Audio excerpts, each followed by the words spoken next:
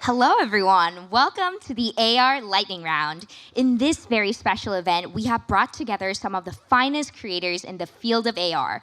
Their work involves designing mind-blowing AR applications and unforgettable visual effects used by countless individuals globally.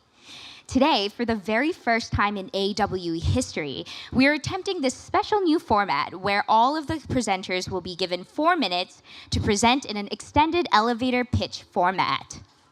We have a jam-packed session today with a variety of projects that are ready to amaze and inspire you. There will be opportunities for you to engage in lively discussions at the end of the presentations, so hold off on your questions until then. I'm your host, Celine Park, and I'm the community manager for Effect House.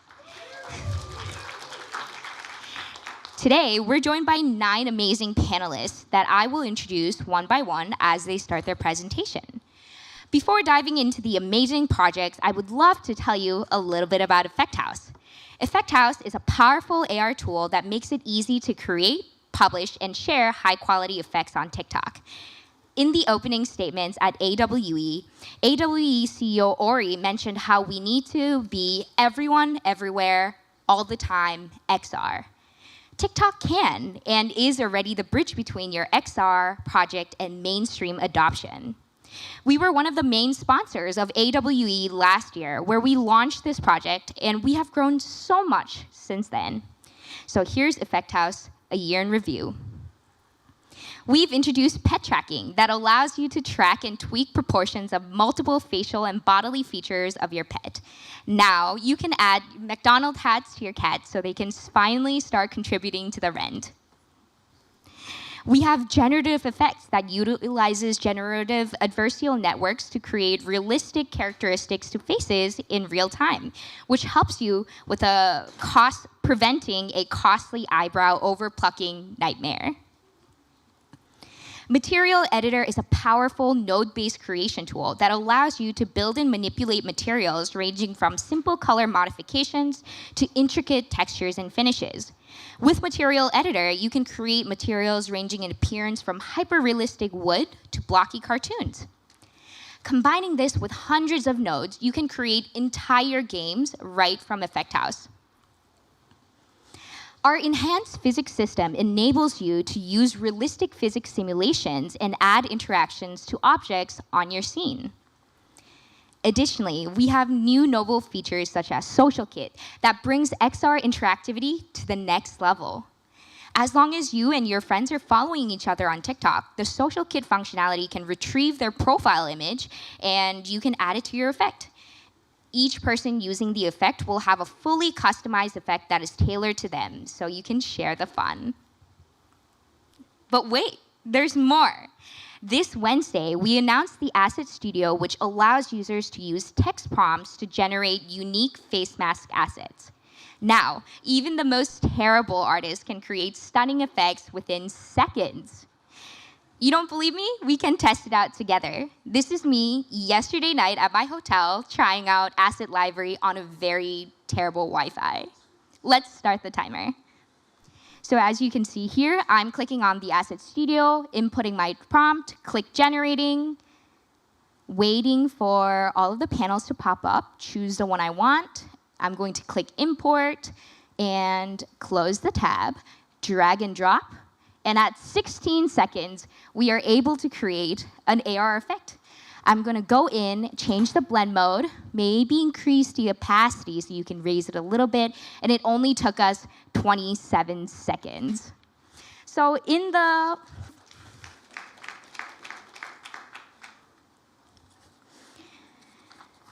on top of this, we have launched so many new community initiatives, starting with the launch of our $6 million Effect Creator Rewards Fund that offers top creators opportunities to collect rewards for creating highly engaging TikTok effects on Effect House, because we believe you should be properly compensated for your work. We have also introduced badges. Effect House badges helps creators learn, track, and celebrate meaningful milestones in the effect creation process. If you reach the highest level, you can become an Effect House Ambassador, which is our program designed to celebrate, support, and uplift Effect House's top creators. A couple of our presenters today are proud Effect House ambassadors, Alexis, Paige, Julia, and Manuel. Effect House gives creators the tool to push their creativity and help you reach a global audience of millions. Creativity lives here at Effect House. If you want to learn a little bit more about Effect House, visit our website at effecthouse.tiktok.com or come talk to us after the event. Now, with great pleasure, I would like to introduce to you our first panelist, Alexis.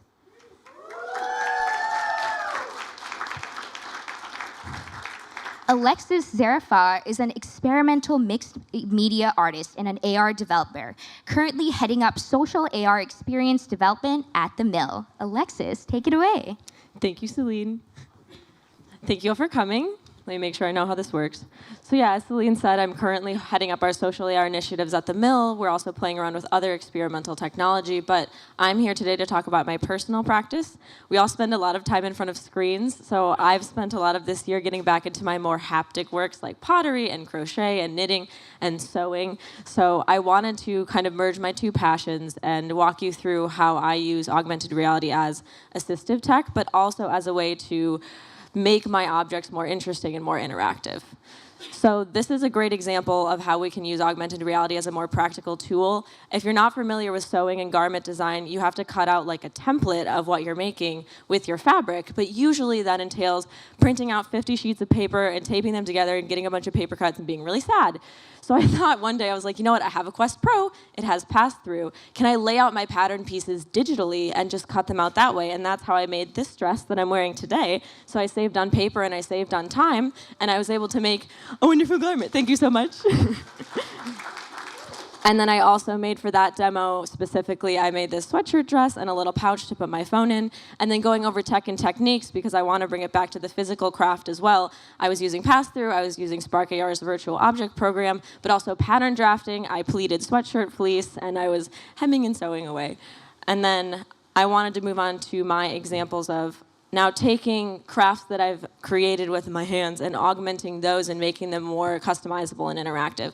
So here I planned out and drafted this crochet sweater, but I was inspired by the Luna moth and those colors, and I thought, you know what?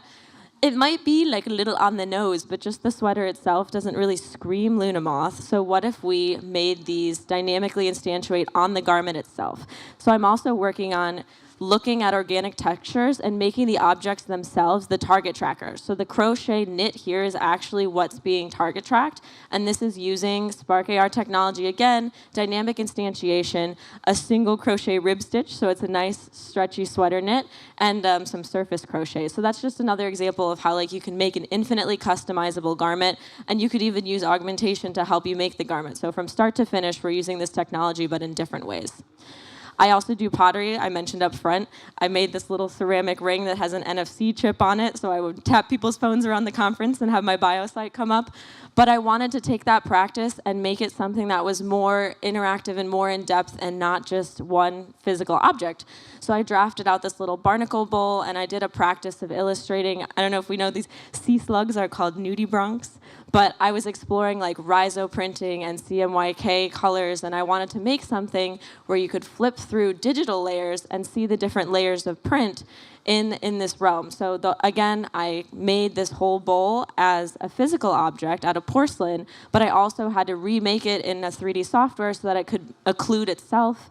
I added the water textures and all the nudibranchs, and the bowl itself is what is the target tracker. So experimenting with what glazes are too shiny to be target tracked and what are more matte and what works and what doesn't was a really interesting way to kind of elevate my pottery practice. And eventually I want to make this into more of a practical application, but starting with art is always such a good way to be more interested in what you're doing and to motivate me to actually make things and work. And I think, yeah, that's my last thing. I don't know how long I talked, but come talk with me. And up next is Celine again.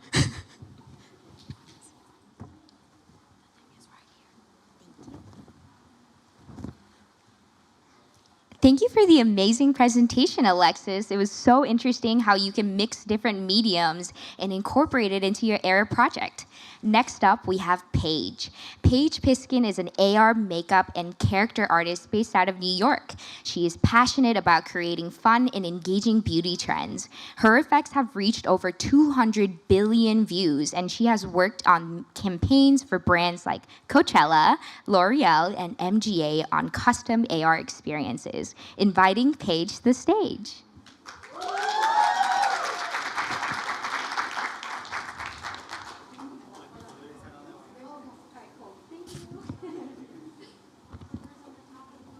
Okay. All right, 1 second. Hello. Hi, everyone. I'm Paige. Pleasure to be up here and seeing you guys all here. I am an augmented reality makeup and character artist, and I've been creating effects for the past 3 years full-time. I'm extremely passionate about online storytelling and creating fantasy characters and makeup looks that I've always wanted to try in real life but didn't have the talent to do. So now I create them in augmented reality and I share them on social media. All right, so I'm gonna get started. All right, so in the past 3 years, I've been on my creator journey, and I've created hundreds of effects on across social media platforms on Instagram, Snapchat, and TikTok recently. My effects have reached 200 billion impressions. They've been opened 20 billion times and have been shared over 1 billion times, which is just crazy to me. But some of the craziest experiences I've had as a creator are right here, and one of them was seeing the CEO of Snapchat share my effect, and Elon Musk actually shared a picture of his baby wearing my filter on Twitter. And even though he's a little, weird these days, it was still a cool moment for me. Over the last few years, I've gotten to work with some brands that I've admired my whole life, like OPI, one of my favorite nail companies, Cyberpunk, Coachella recently, working with the Luke and Leanne. It's been an amazing experience to be an AR creator, and I hope that other people get involved in this industry because it's just so awesome. And so as a creator, I focus on creating digital makeup looks that fully transform people into the characters that I like. And I recently was approached by Coldplay to take one of their aliens from their music video, Higher Power, and turn it into a digital avatar, so that when the music video came out, people could become the character in the music video and dance along to the song. And so this is the look we created. It was really challenging to make and fun, but we felt like we really brought that experience to AR. And so going into some of the details of the things that I look at when I'm creating a makeup experience, these are some of the techniques that I use, HDR textures, 3D eyelashes, animated eye makeup, stuff like that. These are the type of things I try to do when I'm creating a makeup experience to make it something that you can try in real life, but with a little element of augmented reality. And then going a little bit deeper into SFX makeup, we like to, as AR creators that create fantasy characters, work with some of these kind of techniques over here. Fantasy skin tones, face deformation, full avatar transformations, dynamic transitions where you go from something cute to something scary, like that one on the bottom. These are the type of effects that I like to create on Instagram, and I really look forward to working with more clients on projects like this because it's just so fun. And so I wanted to share as my final experience here. This is an effect I created recently, and I feel like it really, even though it's not a beauty effect, it really pulls in a lot of the capabilities of augmented reality and creating SFX looks. And I was inspired by the show Last of Us and the type of zombies that they have, which are these really creepy-looking mushroom zombies. And if you see the show, you might not even be able to eat mushrooms after watching it. They're so creepy-looking. But I wanted to create a kind of like pretty and scary mushroom look, and so to create this look, I incorporated an animated headpiece, and I think it can play, or maybe not. Realistic face textures using Substance Painter. I was able to create stuff that had a little bit more depth, like that unattractive bruise on the side. And yeah, there's some animated face textures there as well. I created a custom occlusion so that we had a nice and smooth eye closing and mouth opening without a sharp edge. And so I try to incorporate as much HD realism as I can to try to bring that SFX kind of look into AR so you could feel like you're in the movie or the TV show. And so this is the kind of work that I do, and I'm happy to share it with you guys. And that's it.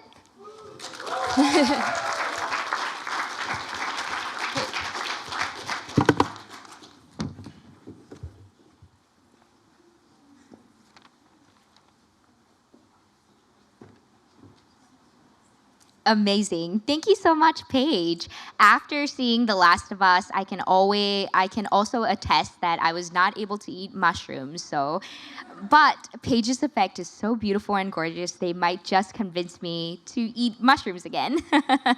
Next up, we have Isabelle. Isabelle Udo is a digital artist and a creative technologist. She runs a mixed reality design studio in Amsterdam called Videorbit, where she makes interactive experiences for global brands in the fashion and beauty industry. Come up, Isabelle.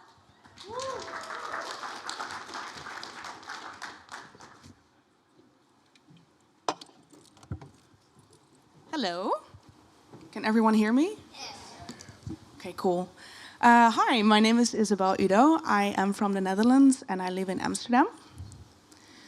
And I consider myself a digital expressionist, which is kind of a name that I came up with myself. And the reason why is over the last years, I'm really focusing on digital expression in different platforms and different ways and different technologies. And I would like to tell you a little bit more about that. So there is 4 different facets that I have identified myself when it comes to digital expression. So I focus on experience, community, awareness, and innovation. And I do that with 4 different platforms as well. So the first one is Videorbit Studio, which is an interactive design studio. We are with a team of 6 people in Amsterdam. And we create augmented reality experiences for global brands in the fashion and beauty industry. Let me see. The second one is Code Couture, which is actually quite new. This is a tool that we developed with another team, Code Couture team. And it is a tool that you can go to. It's a website where you can create your own outfit with the use of Ray marching code. And the cool thing about it is that you don't need any background knowledge, technical knowledge. You can just use the sliders and the latches to create your own outfit. And this is the other platform, which is more about awareness. This is something that I have been working on for a while, but never shared. This project is called Future Front Row, and it is an event in Amsterdam. It's going to be officially part of the Amsterdam Fashion Week.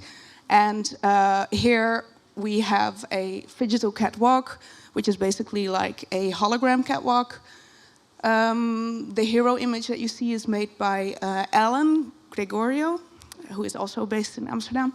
And yeah, we're going to have like the digital catwalk. We're going to have panel discussions about digital identity and what it means to, what gender actually is in the digital world. So yeah, I'm really excited about that. That will be in the first weekend of September. And then lastly, also research and development. I think this is extremely important for us to innovate and to keep creating. I consider myself really a creative technologist, and for me that means that I am connecting the dots between different softwares and different platforms to create something that hasn't been there before.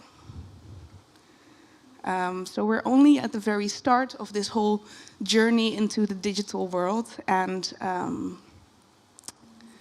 thank you so much for listening. If you want to be friends or we can collaborate, please let me know. I would love to connect. Thank you.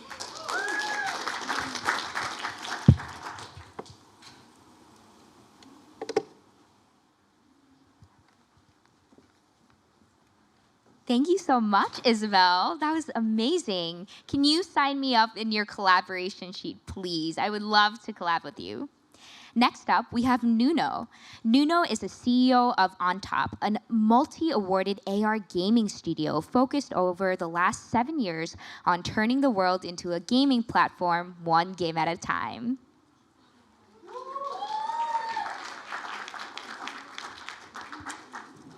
Good morning, and thank you. The world is your playground. This is the vision for On Top. We've been doing AR since 2016. We launched our first game with AR Kit, and it was featured by Apple on the release. It was really our first launch. Then, on the next year, we've been challenged by Vodafone to make a game for the summer music festivals. And we did it for Rock in Rio. We managed to have thousands of people playing our game. And because of that, we've been elected the Startup of the Year by Vodafone. Then, on 2021, we've been invited, very secretive in the beginning, to work with an IP for Ghostbusters to launch the AR game on the release of the movie. If you have an iPhone, I really recommend to play this game. And it was the backbone for our next experience, our own IP, that it's Arcade Sports, that it was a finalist here at AWE as Best Location Entertainment. And it's a fusion between video games and sports. We already have arenas in Portugal, where I'm based for, at movie theaters, where people can play together. And at this moment, we have 5,000 people playing, 1,400 teams, and they burn more than 1 million of calories. A cool thing about this, people after playing the game, they say, oh, it's Pokemon Go on steroids. It's a fun game to play with friends or families. Families, it was a new way of seeing, because we are very focused on groups of friends, teenagers, and we are not expecting that families are going to get so excited with this. Other one, I sweated a lot, and yes, if you play 2 or 3 games, believe me, you are going to sweat. And one of the main questions that, can we play it outside of the arena? And once again, can we play outside of the arena? So we noticed, okay, there's something in here. So for 2023, you can play it at home, Arcade Sports. You can play it in the streets. You can play it in any city, okay? It's a fusion that we are going to do with, imagine World of Warcraft with Wii Sports to bring Arcade Sports everywhere, anywhere. Okay? We're already being trusted by cool sponsors such as Vodafone, Samsung, and Snapdragon. And what we are looking now is for our release in October to find partners to scale. We have a booth at Playground, booth 11. Please come to there and play with us. Cool? Thank you.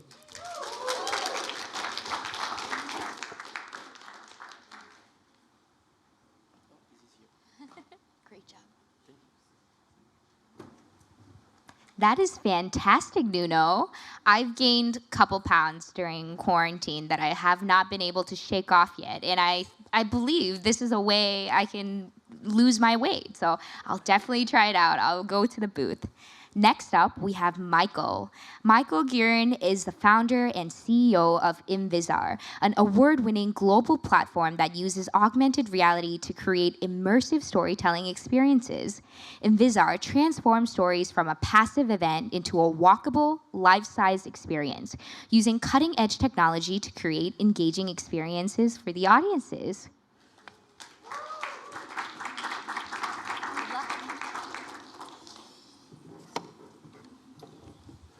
Hello, everyone. My name is Michael Guerin, and as Celine said, I'm CEO and founder of Invisar. So we create digital, captivating, narrative-based, truly engaging and immersive walkable experiences, which we like to call active storytelling. There are 2 sides to Invisar. The first is that we create experiences ourselves using augmented reality. They're all life-size and location-based experiences. We were a finalist in the location-based awards along with Nuno. And then we have a global experience platform where people can create experiences and host them on that platform. So to use a crude Netflix analogy, it's a little bit like Invisar Originals and Invisar, the platform. We have 60 storytelling experiences all around the world, so in 5 different countries: Ireland, the UK, Portugal, the US, and most recently in Sydney in Australia. So I'm here today to talk a little bit about location-specific storytelling and Invisar, the platform. So just for context, what we mean by location-specific storytelling, there needs to be 3 elements to it. So the first is that it has to have context for the environment. It must be in some way related to the environment or the location you're telling the story. The second is that it needs to have accurate placement of the content, so typically centimeter level accuracy. And then the third is that you're actually augmenting reality. So we're here, all of us here, to talk about AR. So it's not portals or anything like that. We try to have as much of the real world in the stories as possible, and I'll show you some examples now.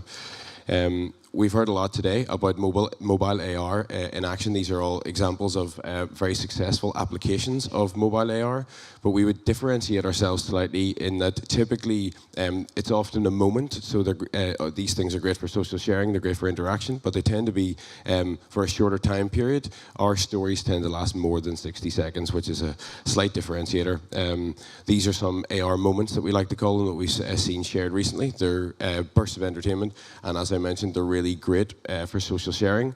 The style of experiences we have on the Invisar platform is slightly different. So what you see here is a monument in Sydney in Australia. There's 3 sides of the monument, so you can see there's a silhouette cut out of different characters. So on the left you have a military guy, on the middle then you have a convict, and then on the right hand side you have a family. So we bring this statue or monument to life through visual storytelling experiences. So you scan the statue, the characters appear, and then you interact with the characters, and as you walk around you can see each of the characters. This is the second one in Sydney in Australia. This is a ship called the Hereward that washed up on Maruba Beach in Sydney.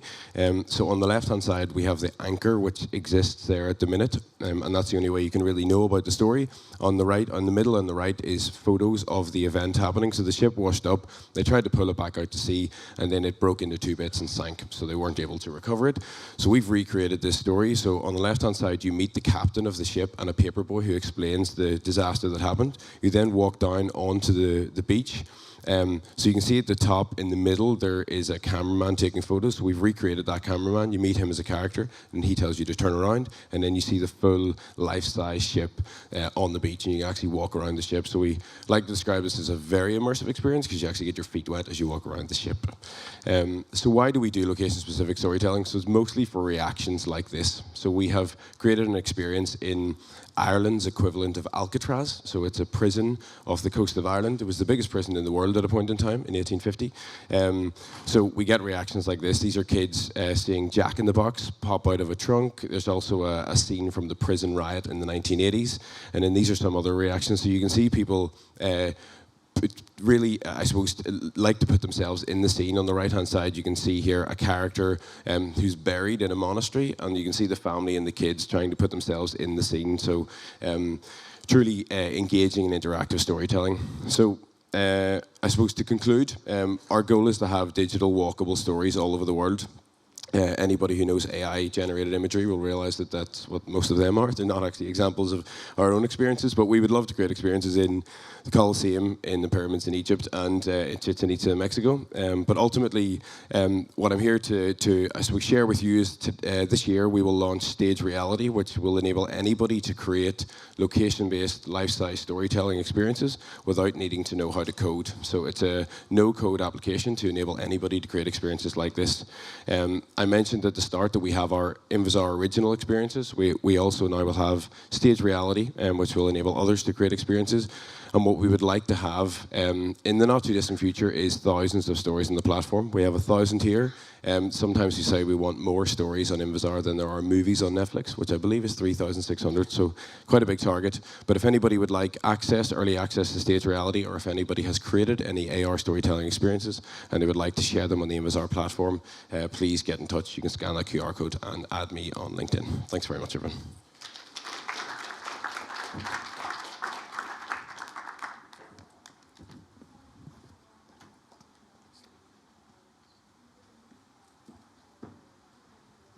Thank you, Michael. While I was watching your presentation, I really felt immersed. I felt like I was in the scene. I was reading the story, so I think you have an amazing product here. Next up, I have Nadia. Nadia Tamez is a founder and creative director of Synergy Studio, a specialized firm that creates synergies with art and XR for companies like LVMH, Nike, Mercedes-Benz, Adidas, HBO, Adobe, and more.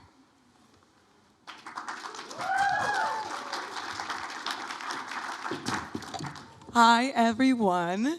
I am Nadia Tamez, founder and creative director at Synergy Studio, and it is a huge honor for me to be here. Thank you to all the amazing AR community team for putting this together. Thank you to all the organization team. It is my first conference outside of Mexico, so this is a huge, huge honor for me to be here. A little bit about me. So I'm Nadia. I run a studio in Mexico, and I work as an XR designer. I am 24 years old. I am a proud Mexican, and it's just such a pleasure to, start with a dream, work really hard for that dream, and today have the opportunity to be here. So what is Synergy? We are a studio that believes firmly in the power of unity, of uniting art and technology to be able to catalyze messages to other dimensions. And by creating these experiences that, I just started, honestly, for love of the arts, to want to use AR to add another dimension to expression, we then saw this huge commercial potential, and I'm so honored to be based in Mexico and worked with these brands. And really, what we specialize in is trying to create extrasensorial experiences that truly recognize the engagement between spectator, user, artist, brand, and see how we can really harness that connection in a visual manner. So I'm going to talk to you today about one of my favorite projects. This was a campaign we did for Nike. And so what we did in the studio is not only design these experiences, these were a couple murals in Mexico City that we did with amazing Mexican artists, Monica Loya and Mariana Motoko, painted them with art synonym, but we also did all the communication, because not only do we have to create the experience, but understand the usability of it, and how can we communicate it in a way that not only educates, but also engage the user. So this is a very special campaign because these were the first Jordans designed by women for women, because if you used to buy Jordans, you had to find your shoe size in the men's section. And so it was very complicated because we were working with this very complicated tracker in Mexico City. Since it's so dense, it was insane. As you can see, it's very curved. We had all these cables. But we're like, in Mexico, we have to get creative with the limits. That's called the Mexicanada, which we proudly say. And we were able to do it. So what we did here was recognize this retro feeling, because these new Jordans were inspired by the Jordan 1. So what we did is create this vintage TV that, if you see here, it got inspired by this retro feeling of changing the channels of TV that we don't really do anymore. Well, if you do, it's cool, but not a lot anymore. And so, as you can see here, we wanted to integrate in a very unique way the product, but also have an amazing artistic experience. So not only did this AR experience work on the mural, which we managed to do, it was also a multi-tracker, and it worked on an exclusive print that the first 100 people who bought their Jordans were able to get this print, and it also had a selfie version. So that is where the true synergy happens. We are a team of 10 amazing, talented Mexican creatives, and what we do is, through the unity of all our different perspectives, all our different talents, create these truly impactful experiences. And I just want to say thanks to them, because I wish they could be here with me today. And thanks to all the work we do together, we are able to create these experiences for bands that we've admired our whole life. But I feel like there's no better way to understand AR than living it yourself. So I would love to invite you all to scan this QR code. Also, in case the tracker doesn't work on here, we left a couple postcards around you that you can try out. So the way it works, you scan the QR code, it takes you to an Instagram filter. And once you're there, you'll be able to track the TV right there. And if you see, there's some little buttons. So if you click the buttons, you can change the channels to see the Jordan 1 and the Jordan 3, which was an inspiration, and the Jordan's Cool Gray and Black and White, which were the ones we launched. The Wi-Fi is a little bit bad right now, so if it doesn't charge, you can try it later with one of the postcards. I have some extra ones. But for those who do, I would really appreciate if you can share, maybe tag Synergy Studio. It would be super special for us to be able to see how you guys lived it. I'll just leave you guys do it. And this was extremely complicated because, what we have to think about is also the user. How can we not only create a truly engaging experience, not only communicate the brand vision, but not only think about the client's objectives, but also the users, and have them have a truly great experience. And thank you so much.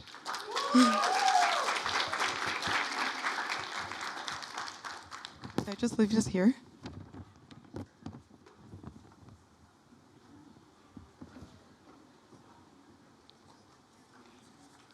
Thank you so much, Nadia. That was an amazing mural. I would love to actually go and visit it in person and try the effect.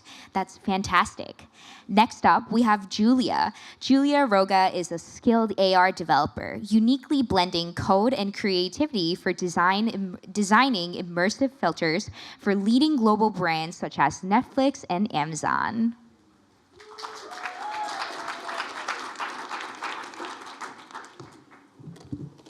Hi, I'm Julia. I'm an AR developer.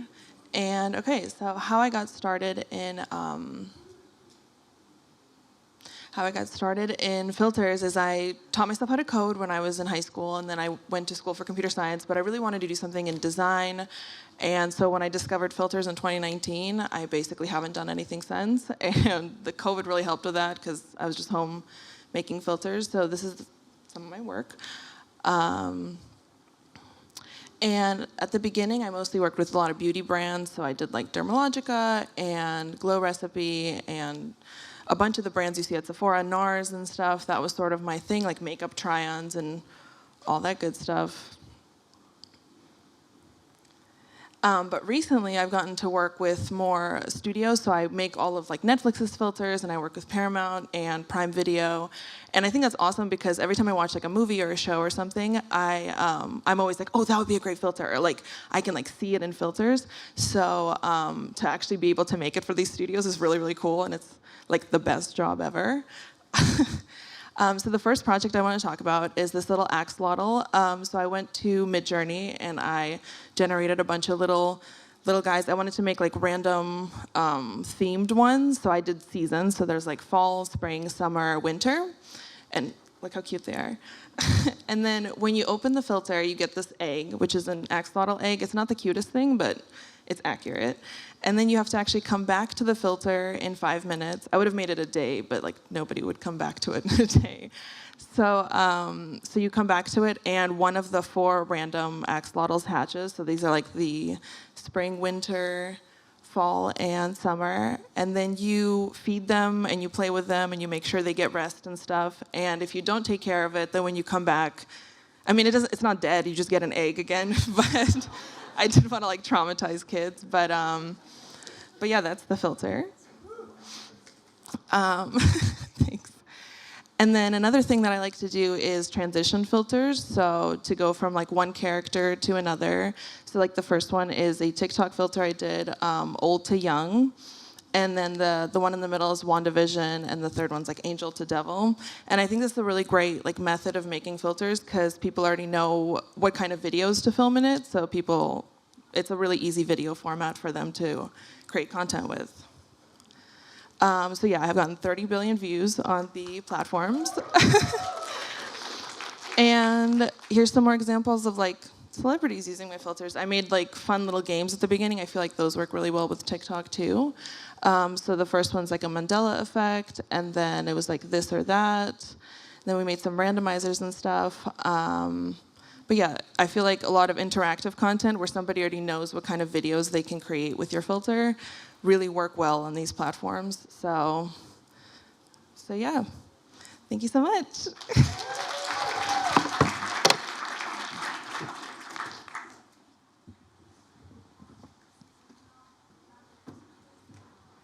Thank you so much, Julia. I personally love her effects, especially the collaboration that she did with Netflix. I always try out those effects. I always get the Florida Man facts wrong, though. Some of the things that they do are incredibly unbelievable, but it is true, and that's the Florida Man reputation. Next up, we have Manuel Borrero is a visionary metaverse designer and a founder of Universe AR, where he creates immersive experiences, memorable characters, and transformative AR solutions. Introducing Manuel to the stage.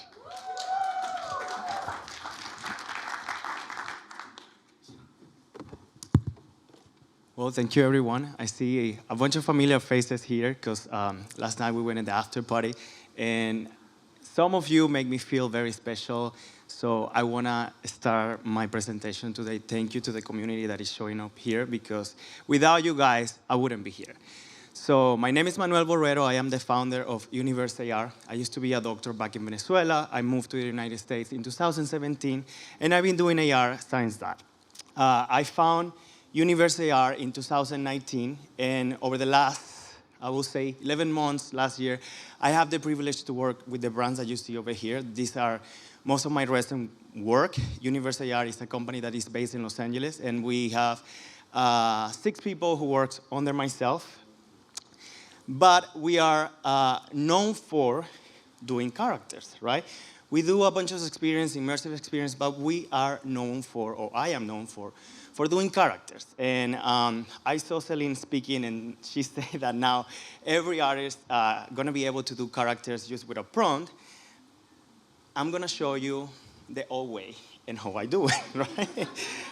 Hopefully, I'm not gonna be replaced, even that I'm scared about it, but basically what I do is using the face landmarks that AR platforms provide, we locate those 68 points that a human face have, right? And then we're gonna start drawing on that face. And as you can see, I do it hair by hair using the face assets that the platform provide, right?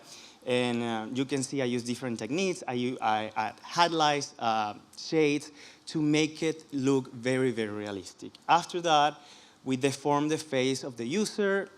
In this case, the platform that I'm using is Spark AR, and unfortunately doesn't have 3D tracking, but we can 3D body tracking. But we're gonna track the head of the user, and you can see some of the 3D modeling techniques that I use: box modeling, sculpting, and retopology. And we're gonna transform the face of the user, in this case, into the cat. So as you can see, we're gonna head tracking the face of the user, and we're gonna start assemble the character in those steps.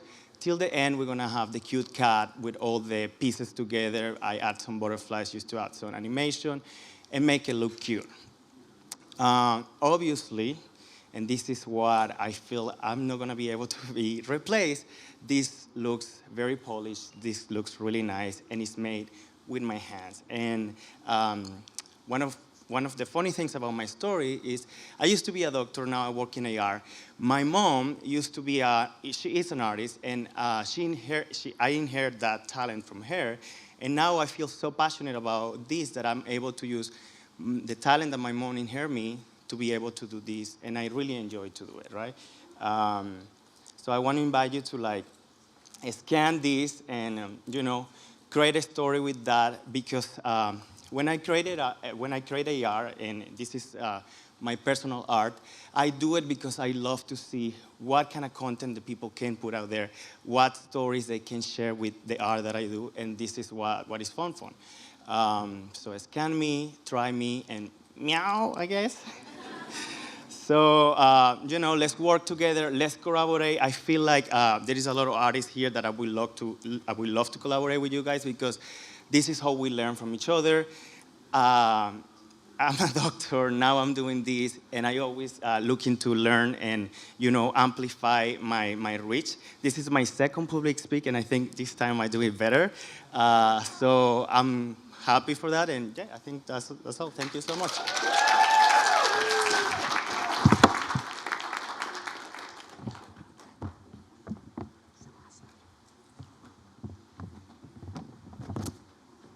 Manuel, I can't believe that you were a doctor turned to AR creator, and you're an amazing artist drawing each of the hair follicle by follicle. That was so impressive to me.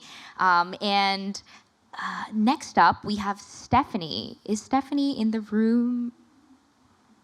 Okay, since Stephanie's not here, we will move on to our Q&A section. So will all of the panels please come to the front of the stage?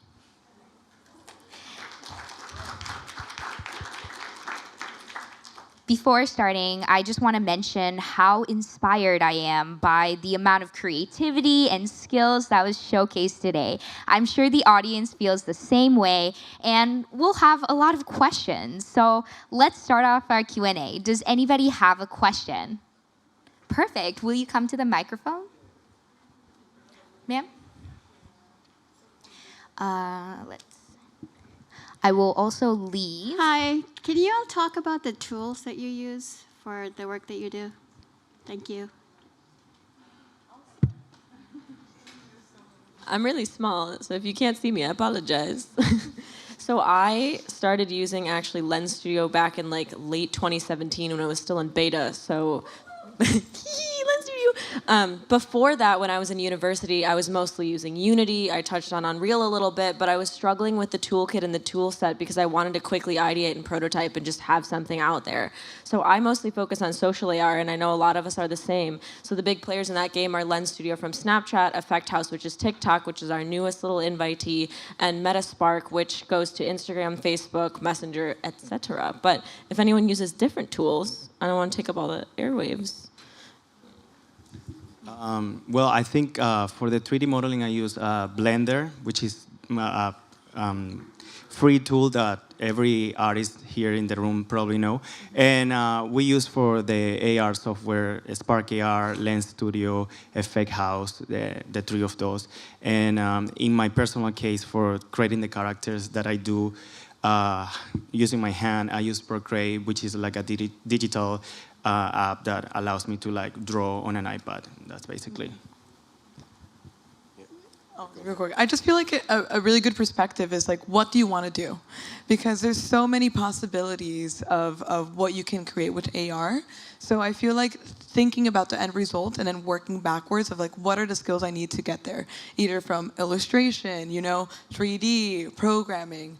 And I just think that's the beauty of it, like perceiving it that way. Yeah, so ours is obviously slightly different. It's less focused on social platforms. So we use Blender, 3ds Max, Maya for the 3D modeling and animation. Everything's built on Unity at the minute, which is obviously a very common tool. But as I mentioned in the presentation, we're building stage reality because Unity is not that easy to use. So if you don't know how to use Unity and you want to tell stories through AR, you'll have an easier tool later this year to use.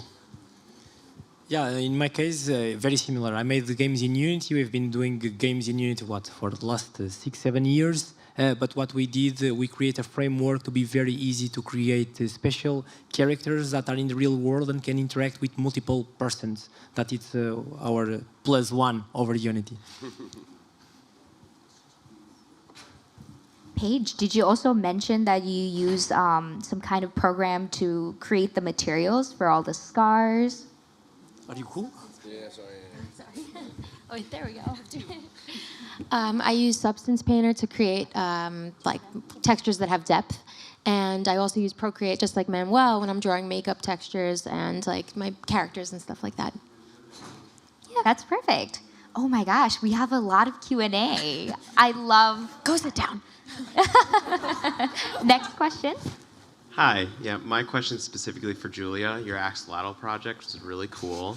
I loved seeing all the references that you had and then seeing how it looked like in the program. I just wanted to ask you what that process looked like. Yeah, I mean, I wanted them to be different because I wanted like a different character to hatch. So I just thought what could be, like I thought maybe like the elements or seasons, and then I just kept putting in axolotls into Midjourney until it, like mixing it with random stuff until I was like, oh, maybe I'll do that. And yeah, it was just a lot of Midjourney. I would like to ask a follow-up question. Did you come up with the theme of the seasons, or were you just experimenting in Midjourney and then it inspired you to? I mean, I wanted to do like, I didn't want to make more than 4, so I was like, there's 4 seasons. I feel like that's easy. Yeah.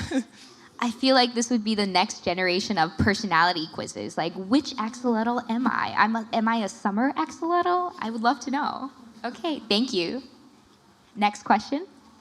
Thanks, everybody. Great panel. My name is Dave Urrutia, immersive sound designer. And I just want to check and see how important is sound in the experiences you design, whether they're entertainment, realism with makeup or characters. How important is sound, music, and voice for your experiences? I have two microphones. I mean, obviously we're telling stories, so sound is essential. We started with quite basic sound. We now put a lot of effort into the sound design and have spatial audio so that if you turn to the right and a character is on your left, if you have AirPods in, it reacts accordingly. So yes, sound's super important for us. Spatial. Basically, this. The sound now is spatial. You need to be aware of this. No, it's extremely important. I just think you said it greatly. You know, it's important to understand that these experiences are for the user, for them to live, for them to experience, for them to share, to create their stories. So you really have to think about the narrative of the whole thing. So it really amplifies the experience to think about all the senses, not only visual, but definitely more sensory and audio. So that's something that we integrate as well in the studio.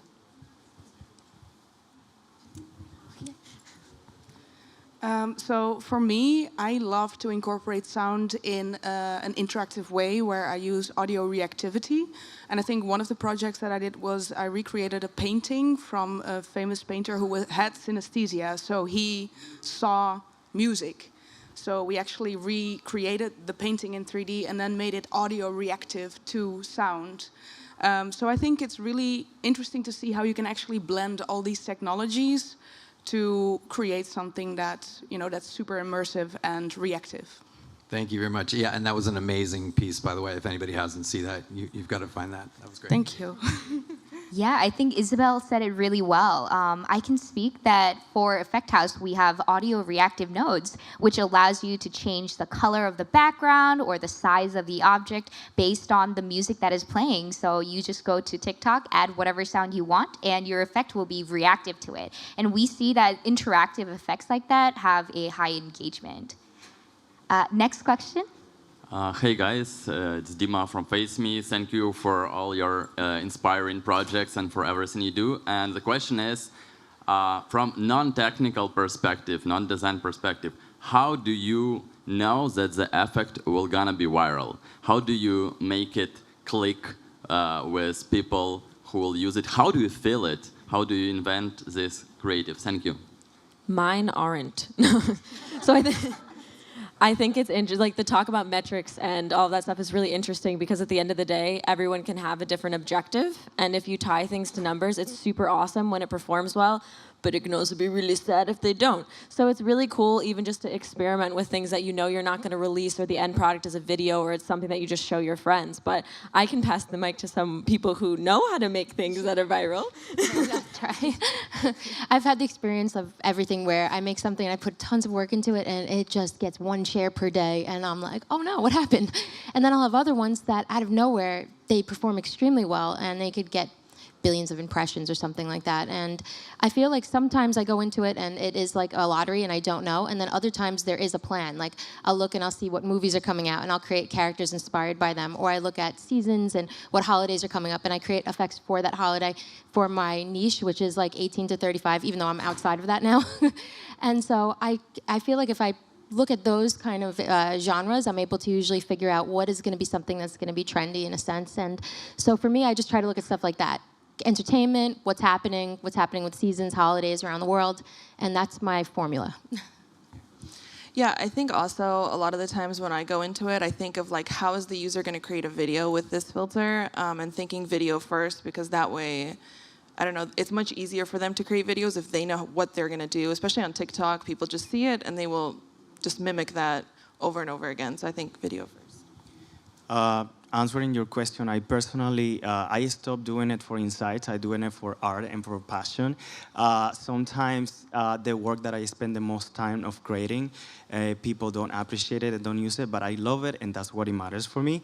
But if you want an advice, I would think that you should check what is happening out there, the trends. Use what is people commenting on social media, if that's what you're looking for. But personally, I would advise you just to do it for love and for what you feel and not for getting insights because it can create disappointment sometimes. So.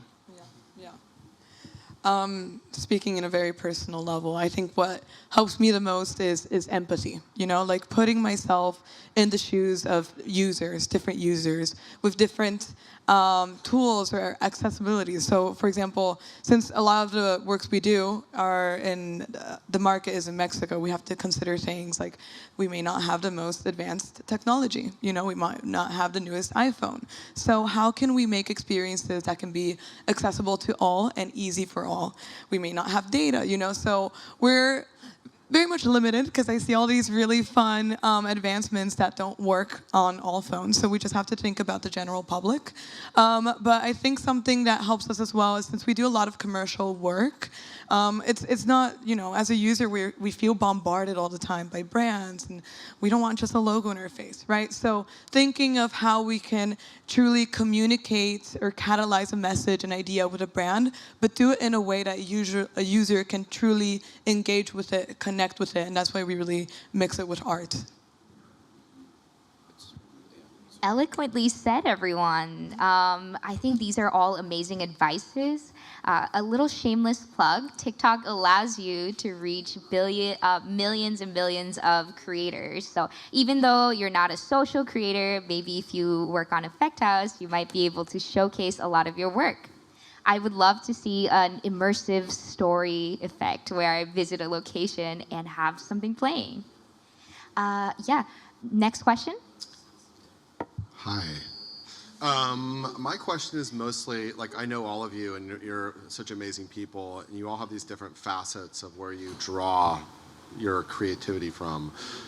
Outside of brand work and commercial work, how do you stay inspired? What do you do in your, I don't want to say downtime, because I feel like we create in our downtime. So how do you stay inspired in that when you're not getting paid to be inspired?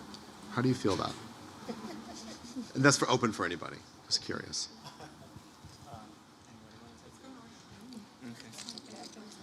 Okay, we'll start. Well, in my case, since the last 2 years, because I'm a little workaholic, I was on the office, but for the last 2 years, every Sunday I go out of the wild, and now I feel almost a biologist, because nature for me, it's everything. It's really and some of the characters that now we are creating for our video games is very based what it happened, especially the life cycles. Yeah. So in my case, it's nature for sure. Yeah, I mean, all of our experiences are location-based, so in almost every location I'm in, I'm thinking about how you can enhance this, but I think a really important thing with AR and any technology is there's no point in just doing it for the sake of it. It's really got to enhance the location itself, so yeah, always looking at how we could take something and then bring a visual storytelling experience based on the context of the location. I feel like us as AR creators and anyone who works in the AR space, I feel like we're all just a little bit mad. We're all a little bit crazy because we can see in 2 dimensions. All the time we can just be in this room or be around the world and imagine how there can be another dimension interacting. And so saying that, I just love thinking how we can do things that haven't been made yet. And remembering, why I begun. Yes, I do commercial work, and that's what lets me live of what I love to do. But it's because of art, no? So in our studio, we have a scholarship where we help out different designers or artists or emerging musicians, and ever so often we'll do different collaborations with them where we bet on them and their talent and really uniting, what the synergy is, which is art and technology, and understanding their perspective and their vision of how they can see in these 2 dimensions as well is something that is what keeps me going every day, to be able to make this more accessible to everyone and make it more livable. Yeah. Answering your question, I'm going to be really honest with this. My creativity goes, I guess everyone else go up. It has ups and it has downs. I do everything that I can outdoors. I go, I work out, I hike, I microdose. But I feel like I'm a very emotional human, and I use my emotions to create. And one thing that I use the most is depression or sadness. So even when I am sad, I'm using that as a fuel to create. And some people say, sometimes you might don't create something amazing with that emotion, but I feel like some of my best work has come when I am depressed or when I am sad, because instead of being crying, I'm using that emotion to keep creating, and one gonna lead to another one, and that's how I do it. Love it.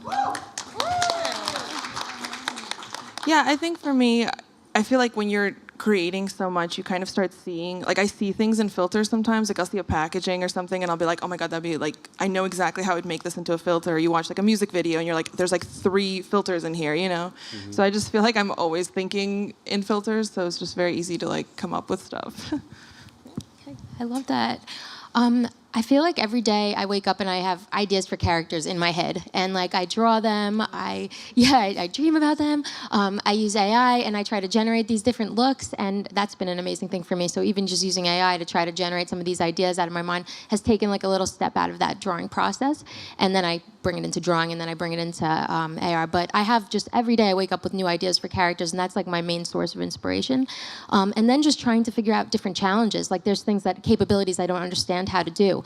And so for me, it'll be like, well, how can I figure this out with my limited coding technology or something? And so I try to bring that together where it's like I take my characters that I like to draw and then try to figure out how I can make dramatic transformations happen, like turning a Venom transformation from a cute look to something terrifying and stuff like that.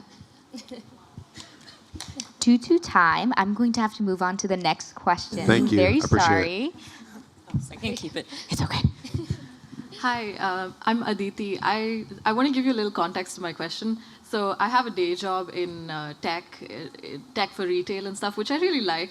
And so it's maybe a nice problem to have because I also have had art as a hobby. And sometimes I think about what would it be like to switch into the kind of career that some of you have. And so I would love to hear about your early journey. Like, what was that early time like when you were maybe just starting out and stuff? Yeah. Yeah, I can start with this one. Struggle. No, I mean, it's definitely really scary, like, to do any sort of career pivot, but especially from something that's more technical and grounded into something that's more creative and maybe not as predictable. So I think a good way to ease into it is, if your company allows, in your free time, dabbling with client work, trying to do like maybe even something for a friend or something for a local business or for free, to see and get the hang of like your own workflow and how you organize your process, and to dip your toes as a trial run. Like I personally used to work in fashion kind of against my will, but I studied this stuff in school and I wanted to find a way to get back into it. So I was always creating on the side and I was self-doubting and I was like, I can't make this a career. And then I had a trial year where I just did it. And I didn't starve to death and die. And I was like, okay, I can do this. And now I have a full-time job doing this, and it takes time and effort, but sometimes things just happen all at once. And what you're passionate about is what you're gonna be doing ultimately at the end of the day. So just jumping into it and not being scared is a good start. Thank you, Alexis. I want to leave 5 minutes so that we can have our panel Stephanie talk. But another plug, we do have a creator rewards fund. So that is something maybe you can do after work to see if you're interested. Okay. I want to say something to you real quick. Believe in yourself. That's what you need. You don't need, start doing what you want to do little by little, but believe in yourself, and then that's going to lead to succeed at the end. Yeah, these amazing panelists will hang out outside of the room, so if you want to get into a deeper conversation, you can meet them. Thank you so much. Final question? Yeah, it's great having the opportunity to, get to ask questions to this wonderful panel of creators. I know we're all, I think, a little bit visual thinkers, and so I wanted to know if you have any advices on how you ideate and share your vision, with clients and agencies, because I know that sometimes I think we all struggle a little bit communicating the vision that we have. That's a really good question. So normally, it's definitely if something is not finished and you're trying to communicate something to a client, but it looks kind of weird and not like what the final result is. So I think for me, what really helps is taking references and putting those in as well, and like really build a case where you have a sketch and you explain exactly what are the interactivities, and then you also add references. You have a mood board. So all these things really help tie together the concept for the client to understand what you mean. Yeah, I feel like after being in this community, it's very normal for us to start just speaking in language we only understand. Like, tracker and I don't know, like scripting, blah, blah, blah. And like these clients don't understand that. So it's very important to translate appropriately and really understand how you can make them understand your vision. So just speaking the same language is something that we have to do a lot. And what helps a lot is also, creating visuals. So creating mock-ups, using references, just like we said over here, is I think one of the best resources and just really having the objective clear for them, because you have to understand they have a commercial objective, a client. So we can't just create anything, you know? You really have to understand how can we translate the values of a brand, the idea that communicate it, but also find a middle ground that you also have to think about your clients, you know? Not only make them happy, but make it successful. And nothing better than just creating examples and really bringing the client along the way, like with your hand with you, and be like, make them part of the process to understand. Amazing answers. Thank you everyone for the question and the wonderful answers. We have a final speaker, Stephanie Riggs. She's a 25-year veteran of interactive technology, a former Disney Imagineer, and current CEO and co-founder of Odeon Theatrical. She has held leadership positions transforming narrative and immersive technology in groundbreaking projects across theater, theme park, film, VR, AR, and experiential. And she is also the author of The End of Storytelling. Welcome, Stephanie. Thank you. Thanks for hanging in, guys. I'm sorry the other panel didn't let me get out soon enough to come here. And I had the opportunity to look at everybody's slides and see what you guys have seen. And I know what an incredible session this has been. So thanks for staying. Hopefully I'll make this worthwhile. Odeon, we are a software development company and creative studio. We work with integrating augmented reality into live theatrical performances. Probably the easiest way to see this is to show you. One of my co-founders is the Schubert Organization, which owns about half the Broadway theaters. So we had the wonderful opportunity to work with Disney Theatrical Group with the show Aladdin, and to explore and show them with a prototype how Aladdin could come to life with live performers and augmented reality. Now, the prototype I'm going to show you, we put together in a matter of a couple months. We installed it in a Broadway lobby in a matter of days. I had about 3 hours of rehearsal time with the actors. So just to give you some context of what you're seeing, let's see, and hopefully we have the sound on.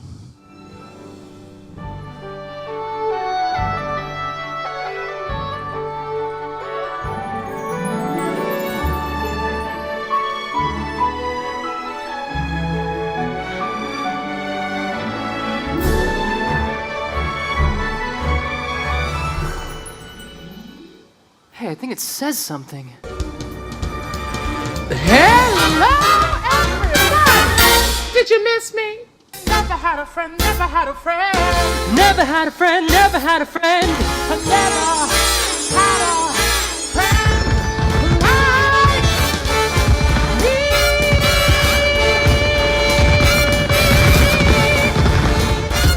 You ain't never had a friend like me. Yes. Thank you. Yes. So we play tested this with everyone from 8 to 80 years old, and got great feedback. People said they felt like they were at Disneyland. And off of that, we built our next-gen live performance ecosystem. This will probably look very familiar to a lot of you, where we've got the real world and/or indoor, outdoor, but we also integrate with show controls, which is a big part of theater, and layer on through AR-enabled devices onto live performances. And we really believe that in the theater, like when you're thinking about magic and you're thinking about incredible storytelling, even though I wrote the book End of Storytelling, that smart theater is coming. And you're seeing that start to be integrated into all kinds of venues, whether it's Cosm, which is building venues in LA and Houston with Unreal Engine already built into the venue. And we're looking at how do you integrate with theater so that it's intuitive, it's got a familiar flow, it layers into live intuitively. It's also got to be industry compatible and easily expandable. Ultimately, we picked up that show, moved it to another space, popped up the show in a matter of minutes, which adds to the scalability of live theater, which is one of their major concerns. But ultimately, theater's a huge institution, guys. Like, they have already got their pipeline going and dropping in AR into that content. There's a lot of resistance there. So what I'm excited to share, now here is that we are putting together a specifically purpose-built live theatrical show integrating augmented reality in a piece, what I call blended reality cabaret, called Ink and Paint. It's not officially announced yet, so since you stayed so long, there's the piece of it. And if you want to keep in touch with it, inkandpaint.live. This is a story of the magic of hope and a young magician, female magician, falls in love with an artist and brings his sketches to life. So this production is forthcoming. If you want to keep in touch with us or work with us or just want to know what's going on with the show, you can go to the website and drop your email in. We'd love to keep in touch with you. So thank you very, very much for staying for this last little bit. And congratulations to everybody doing amazing work in this space. Thank you.